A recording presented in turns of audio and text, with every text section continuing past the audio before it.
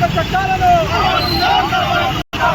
కేంద్ర ప్రభుత్వ కార్మిక వ్యతిరేక విధానాలు రద్దు చేయాలి.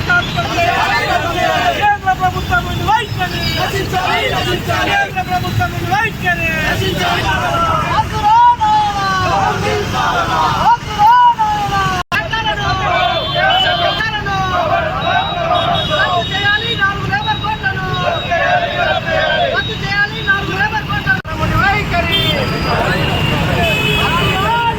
దేశవ్యాప్తంగా చేపట్టినటువంటి సమ్మె 9వ తారీఖున మరి జరుగుతున్నటువంటి సందర్భంలో ఈరోజు రాజన్న సిరిసిల్ల జిల్లాలో అన్ని కార్మిక సంఘాలతో కలిసి ఈరోజు బైక్ ర్యాలీ నిర్వహించడం జరుగుతుంది.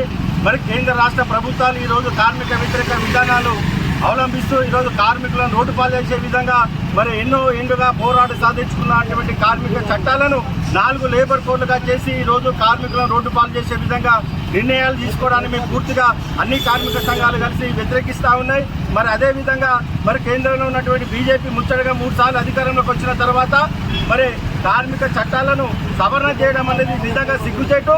ఈరోజు ఎన్నో ఏళ్ళుగా పోరాట సాధించిన చట్టాలతో పాటు ఈరోజు అనేక పరిశ్రమలపైన జీఎస్టీ అని వివిధ రకాలుగా పరిశ్రమలను దెబ్బ వేస్తూ ఈరోజు మరి ధనికులకు మరి వత్తాసు పలికే విధంగా ఆదాని అంబానీలకు తొత్తులుగా మారుతున్నటువంటి ఈ మోడీ ప్రభుత్వం వెంటనే ఈ గద్దె దిగిపోవాలి. ఎందుకంటే కార్మిక వ్యతిరేక విధానాలను పూర్తిగా మేము వ్యతిరేకిస్తున్నాం.